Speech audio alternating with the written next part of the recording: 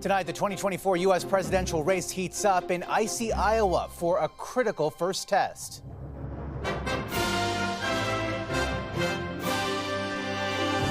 Even if you vote and then pass away, it's worth it. Donald Trump wins the state after coming in as the heavy favorite. I like the fact that he's far ahead.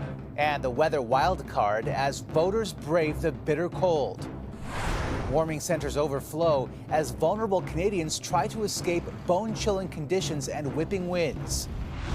In Saskatchewan, an inquest begins into the country's worst stabbing massacre. Plus, paying back pandemic loans. Once a lifeline, now a threat to small businesses. And a Buffalo blizzard is no match for Bills fans. This is the perfect playoff weather. Digging out for a seat at a snowed-in stadium.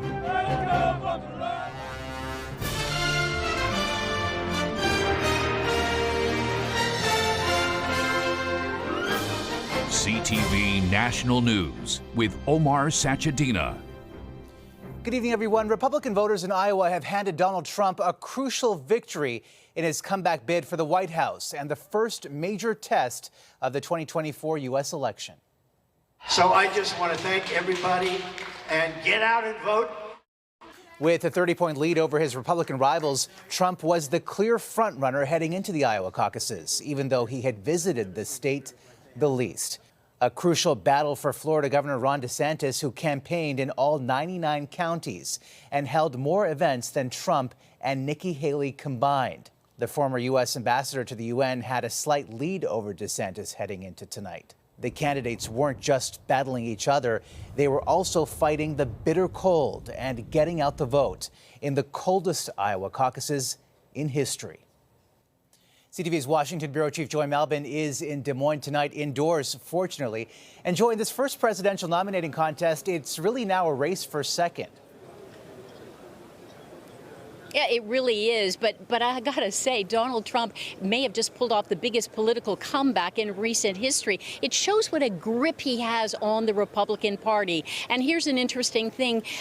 Some of the entrance polls asked some of the Republicans who were caucusing tonight if Donald Trump were convicted of a crime, would he still be fit for president? 2/3 of them said yes. That's an astonishing, it's a remarkable statistic. Anyway, it just shows the strength that Donald Trump has. But yes, second place, it can be seen as a win.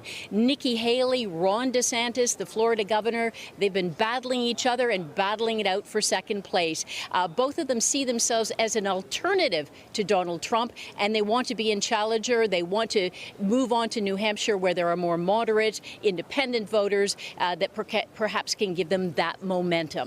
Not a lot of delegates up for grabs tonight, about 40. So, Joy, why is this state so important? You know what? It's the political kickoff of the presidential season. It has outsized significance for sure, but it sets the tone, expectations. You've seen people who can win here. They're a poor predictor of presidents, but it kind of gets everybody riveted to all of this. But I will tell you that as the candidates for second place move on to New Hampshire in 8 days' time, Donald Trump will be in a New York courtroom facing a defamation trial. Omar? At a U.S. presidential election, of course, on November 5th. The countdown begins. Joy Malbin in Des Moines, Iowa tonight. Joy, thank you. In Saskatchewan, a coroner's inquest began today into Canada's worst mass stabbing. It will look into the events leading up to September 4th, 2022, when Miles Sanderson killed 11 people and injured 17 others on James Smith Cree Nation. He died in police custody a few days later. CTV's Allison Bamford is in Melfort, Saskatchewan tonight and has this report.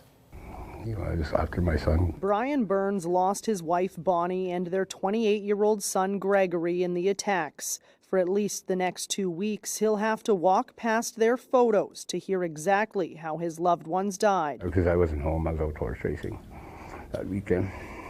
And kind of feel guilty I wasn't home to protect them. The inquest will detail each of the 11 killings in the stabbing rampage carried out by Miles Sanderson on the James Smith Cree Nation and in the nearby village of Weldon. Having this and understanding the concept and policies and procedures, I think, it's going to set some closure.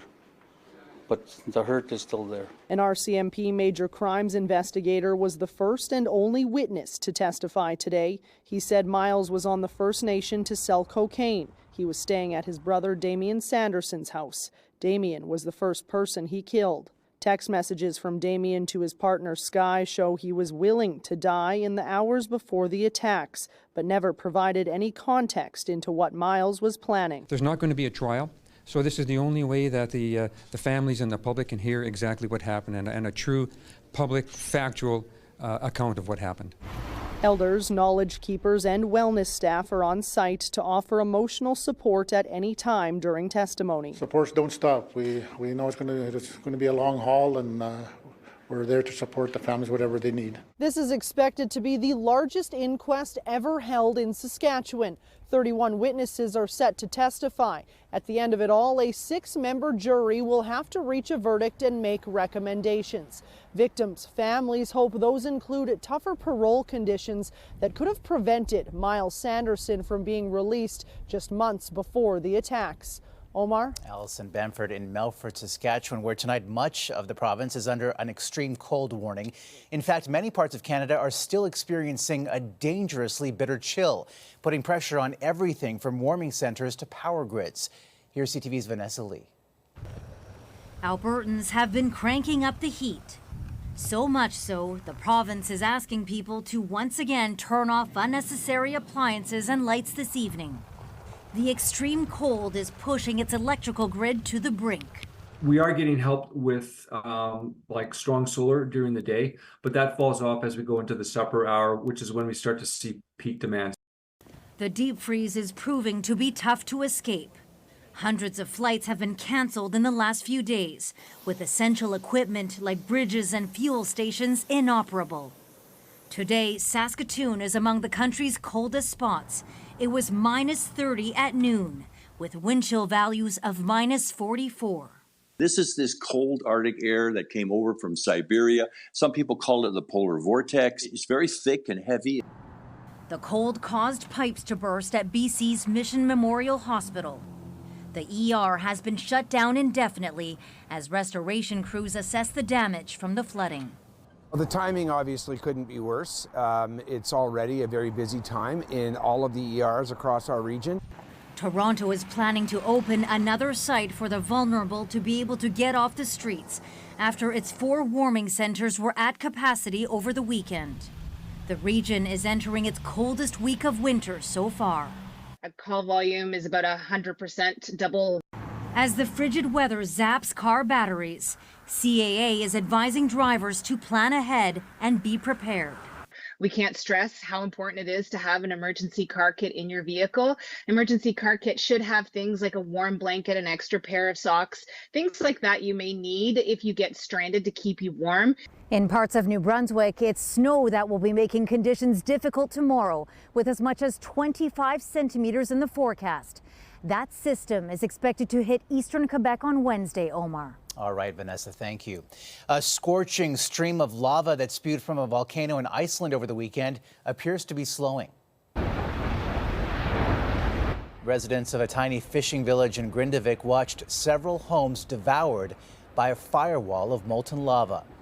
Not totally unexpectedly, but there was scenario case was that a small fissure opened up. By the end of the day, at least 3 houses had been obliterated.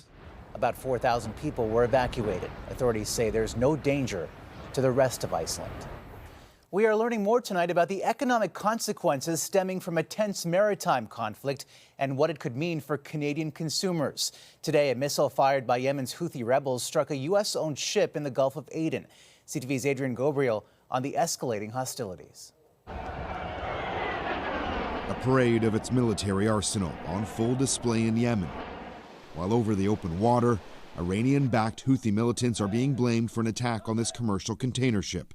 The U.S.-owned and operated Gibraltar Eagle was hit by a ballistic missile in the Gulf of Aden today, according to U.S. Central Command. This is an attack against an innocent merchant ship going about its business, legitimate business, served by innocent seafarers, and they should be at the forefront of our thoughts.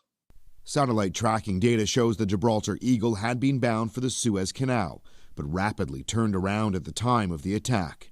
The ship's U.S.-based operator says the vessel suffered limited damage to its cargo hold and no one was injured. Iran-backed Houthis have launched over 25 illegal and unacceptable attacks on commercial shipping in the Red Sea.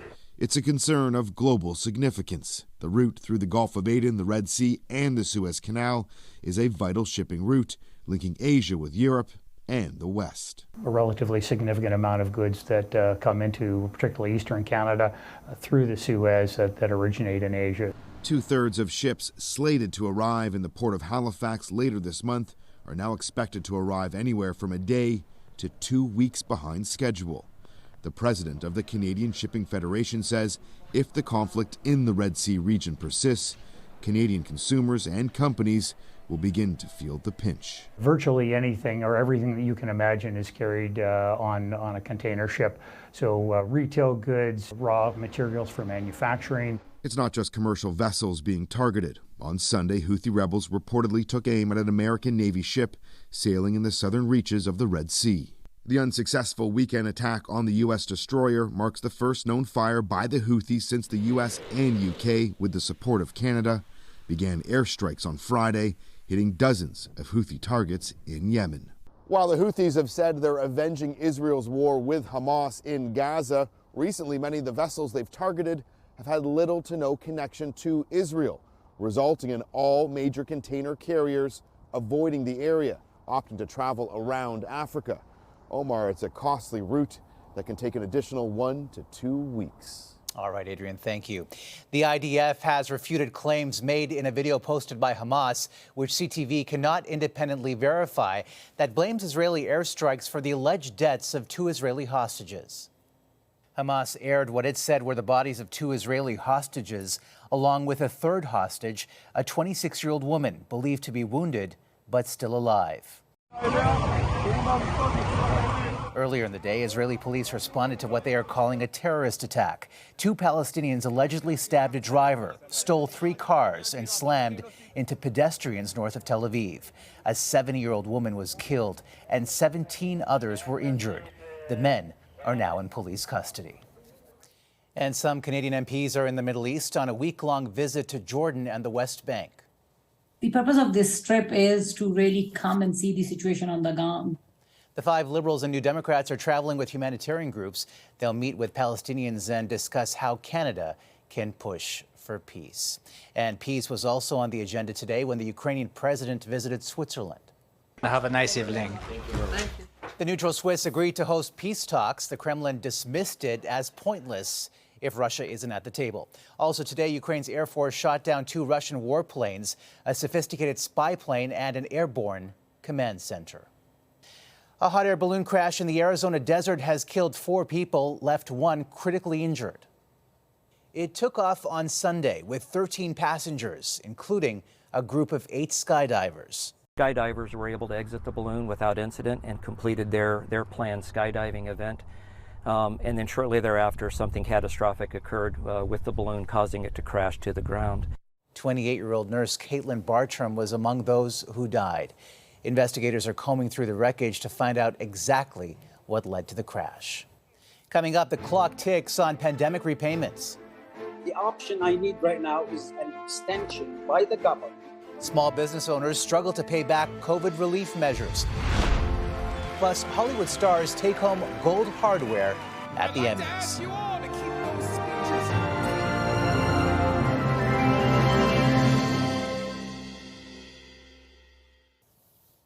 A new snapshot tonight of how Canadians feel about the economy. A Bank of Canada survey found most consumers and more than 1/3 of businesses think a recession is coming within a year. And for small business owners, a big bill is coming due. In a few days, they'll need to pay back loans they took to stay afloat during the pandemic. Here's CTV's Judy Trin. From restaurants to retailers, to get through the pandemic, 900,000 small businesses took emergency interest-free loans from the federal government. The bill is due Thursday, but many have little to give. My life savings are gone. My retirement savings are gone. The amount of expenses that small businesses have had to incur in 2023 have killed all profitability to small business. Small businesses borrowed up to $60,000 each. The deadline for repayment has been extended twice. The initial deadline was the end of 2022. That was pushed back 1 year, then another extended grace period of 18 days. But the Canadian Federation of Independent Business says that isn't enough to offset the pain. Canada had the longest lockdowns of any country in the entire world. And as a result, businesses have got mountains of debt, not just CEBA loans, but other debt on their books, and they're not back to recovery. If merchants can't repay the loans, the federal government will start charging 5% monthly interest, a rate that will force some to shut down. I'm contemplating of closing down the business because I can't afford. In Regina, an independent publisher is taking matters into his own hands, trying to keep from defaulting by fundraising to pay back the loan. Any government would have a tricky line to walk in this situation, so I'm not jumping on any government bashing bandwagon. That said, it would be, if the government can find a way to extend it, it would be great for us. Since the pandemic, the federal government has loaned out $49 billion to keep small businesses afloat. So far, officials say more than half those CEBA funds have been paid back. Omar. All right, Judy, thank you. Roughly 12 million Canadians got their first carbon tax rebate of 2024 today in what the federal government says is meant to offset the price of pollution. The payouts every 3 months differ depending on where you live. A family of 4 in New Brunswick, for example, is eligible for almost $190. In Alberta, it's almost $400. Ottawa will pay out approximately $2.3 billion in total. Still ahead, necessity drives innovation. We want to celebrate food and interact with people in a way that's really personable. A startup taking big strides with a farmer's market on the move.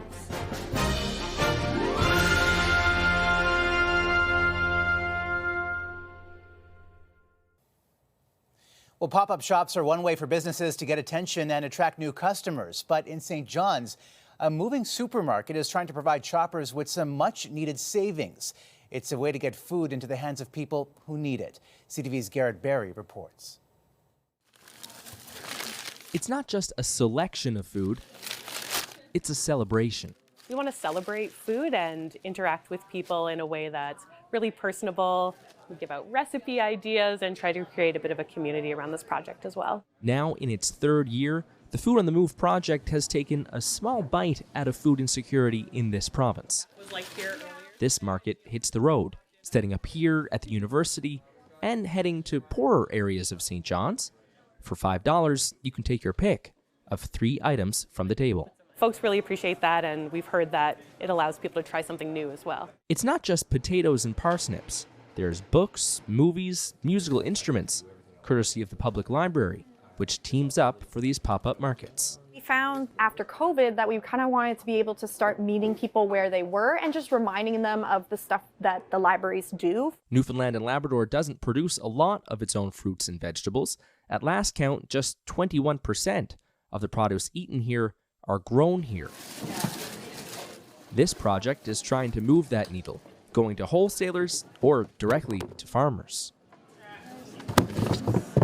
What we hear over and over again is that people do want to support local farmers. They're looking for things that are great value, and we've been able to bring those things together with this project. Last year, they held 55 markets and sold to almost 1,200 visitors. Organizers say there may be some growing pains, but they want this project to grow and grow sustainably into the future. Garrett Barry, CTV News, St. John's. The best of this year's television were celebrated tonight at the 75th Emmy Awards. And the Emmy goes to... Jeremy Allen White won his first ever Emmy for Best Actor in a Comedy, just a week after taking home a Golden Globe for his performance in The Bear. Thank you to all those who've stayed close to me, especially in this past year. You know who you are. I love you. The Best Talk series went to The Daily Show with Trevor Noah for his final season on the show. And then there was legendary actor and singer Marla Gibbs joking about her longevity in Hollywood. What's the secret to working in Hollywood for so long? Oh, that's easy, baby. The wage gap. This year, there were intricate recreations of some of the most iconic sets in television history. The long-delayed Emmys were pushed to January because of Hollywood's labor disputes. And also tonight, Canadian producer David Furnish won an Emmy for Best Live Variety Special for his work on Elton John Live, Farewell from Dodger Stadium.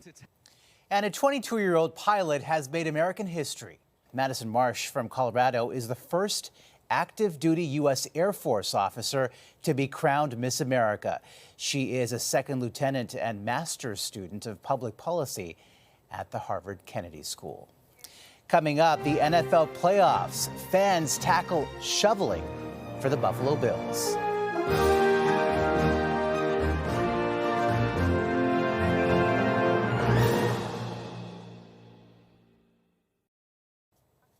Well, the Buffalo Bills finally got their NFL playoff game in the day after it was postponed because of a fierce storm that dumped more than 60 centimeters or 2 feet of snow on the region. Oh, and there he goes. No one's going to get him. Incredible, breaks it for the touchdown. Bills quarterback Josh Allen led the team to a big win over the Pittsburgh Steelers in a game that would not have happened without a massive effort to clean out all this snow from the stadium, as we hear from CTV's Sean Leathong, who's in Orchard Park, New York tonight. Sean. Well, Omar, Buffalo Bills fans getting exactly what they wanted, exactly what they worked for with their win today in the AFC wildcard game. When I say it's what they worked for, because they had to help dig out the stadium. The call went out on Saturday. Anybody who could bring a shovel, come down to Highmark Stadium and dig out the snow, because over the weekend, more than 1 meter of snow fell. First it was on Saturday, then the game was postponed to Monday, and today it started again with fans showing up in the bleachers, clearing off the stands as much as they could. There was a lot of snow in the bleachers at game time, a lot of fun when the game started. Fans throwing snowballs at the players, throwing snowballs at each other in what was a very cold day in Buffalo. -7 at kickoff, and it only got colder up to -11 by the time the fourth quarter happened. Now, it did get a little bit close with the Pittsburgh Steelers making it close in the fourth quarter, but Buffalo ultimately pulling away. 31-17 was the final score. We spoke to some fans after the game. Here's what they had to say. You know, we got it done. You know, it was a big project. I feel like everybody worked hard to get it all cleaned out. You know, at the end of the day, you're happy to play. Day late, hey, we're here. We're winning. They did awesome, but they didn't dig our seats out at all. Yeah. What was it like in your seat? It was like a foot of snow. So now that means the Buffalo Bills will be hosting another playoff game, this time against the Kansas City Chiefs. The weather, of course, always a question mark here in Buffalo. Very cold today. We'll see how it looks on Sunday. Omar. Hardy fans, Sean, thank you. And that's a snapshot of this Monday for all of us at CTV National News. Thank you for watching.